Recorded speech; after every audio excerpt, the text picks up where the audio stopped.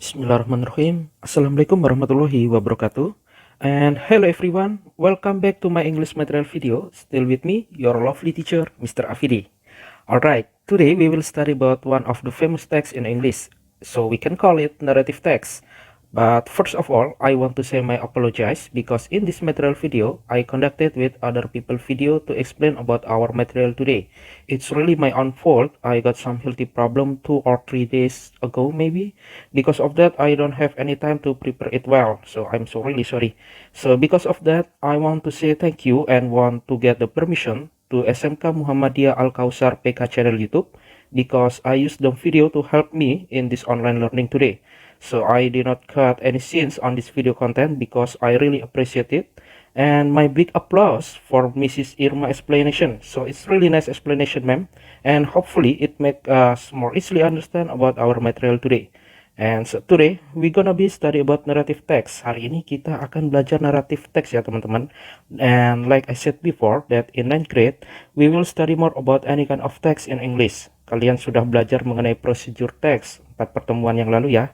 Dan kini kita akan pindah belajar mengenai teks yang lain lagi nih, yaitu namanya narrative text. Apa sih Pak Guru perbedaannya procedure text dengan narrative text ini? Nah, teks seperti apa sih narrative text ini Pak Guru? So, listen carefully and stay focused to understand and enjoy this video.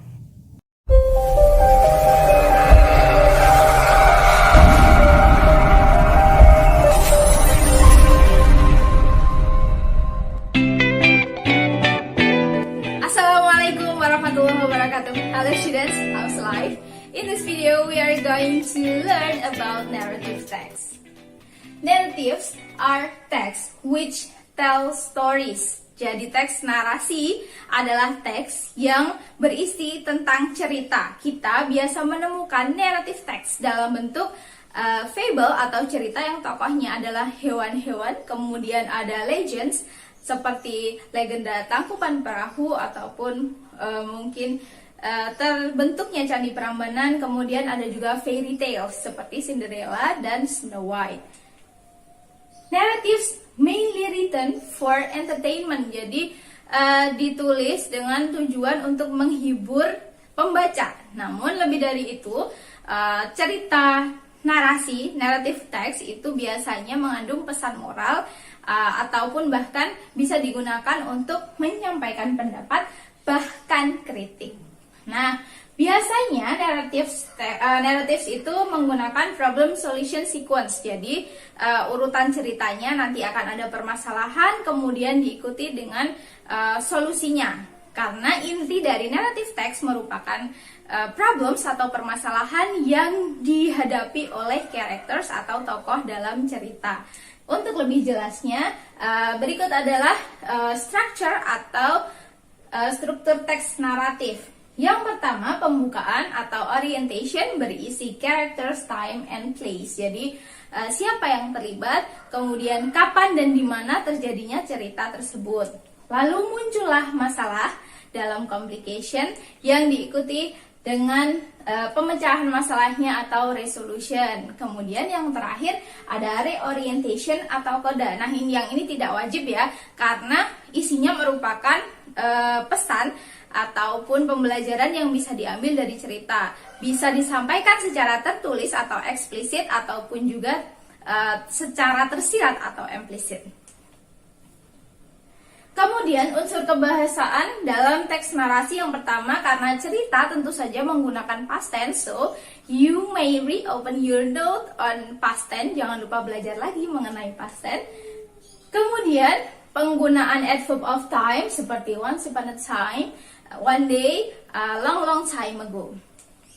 Lalu time conjunction, contohnya when, then, suddenly. Kemudian specific character, jadi karena teks narasi dialami oleh tokoh-tokoh yang spesifik, nah jadi penggunaan specific character seperti Snow White, The Ant, kemudian ada Cindelaras dan Malin Kundang dan lain sebagainya. Kemudian yang terakhir adalah penggunaan direct speech in present tense, jadi karena kalimat langsung jadi menggunakan present tense. Nah, kalimat langsung ini yang berupa dialog antar characters akan membuat teks narasi cerita di dalamnya semakin hidup.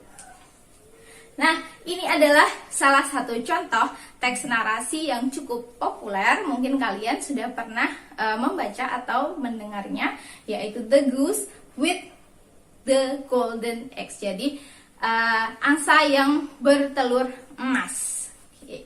There was once a countryman who had the most wonderful goose you can imagine. Every day the goose laid a beautiful glittering golden egg. Nah, ini adalah pembukaan ceritanya. Di sana terdapat karakternya, yaitu the countryman dan juga golden goose yang dia miliki. Nah, jadi kalau waktunya, karena waktu dalam cerita narasi itu indefinite, jadi tidak tentu, kita bisa mengira-ngira saja berarti terjadinya pada suatu hari ataupun pada zaman dahulu kala. Kemudian terjadinya tidak disebutkan ya di mana letak persisnya, tapi karena karakternya adalah the countryman, berarti kira-kira terjadinya adalah di sebuah pedesaan.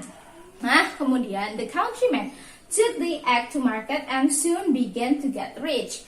Tapi he was not getting rich fast enough because he can only sell an egg each day.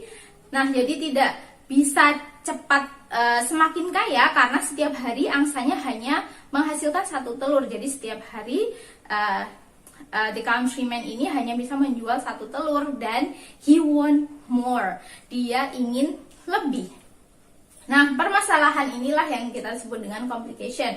Kemudian ceritanya si countryman ini mempunyai ide untuk get all the golden eggs at once by killing the goose and cutting it open. Jadi dia berpikir dia bisa memiliki seluruh telur emas dengan cara menyembelih angsanya dan mengambil telur emas yang ada di dalam tubuhnya. But when he opened the body of the goose, ketika dibuka, tentu saja di dalam tubuhnya tidak ada telur emasnya sama sekali, and his precious goose was dead. Nah, jadi ending ceritanya adalah angsanya pun meninggal dan si lelaki tadi tidak mendapatkan telur emas sama sekali pada akhirnya. Nah, penyelesaiannya inilah yang disebut dengan resolution.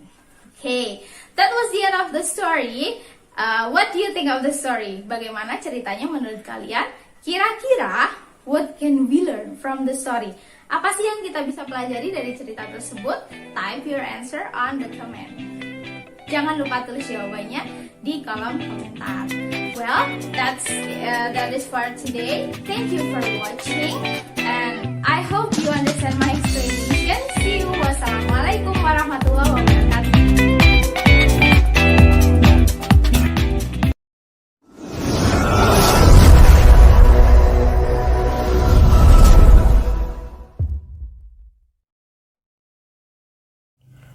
Alright, back to my voice again, gentlemen. So maybe that's all for our learning today. Hopefully all of you enjoy with the explanation on this video content. And please let me know if you have trouble or problem maybe on this my material. And you can contact me at my WR number, not on my Facebook Messenger, right? Because I deactivated my Facebook for the long time, so I don't recommend it. So thank you for today. Enjoy with your activity today, enjoy with your life today, and enjoy with your delicious food. I end this online study by read doa kafaratul majelis. Subhanakallahumma wa bihamdika asyhadu an la ilaha illa anta. Wassalamualaikum warahmatullahi wabarakatuh, and see you next week.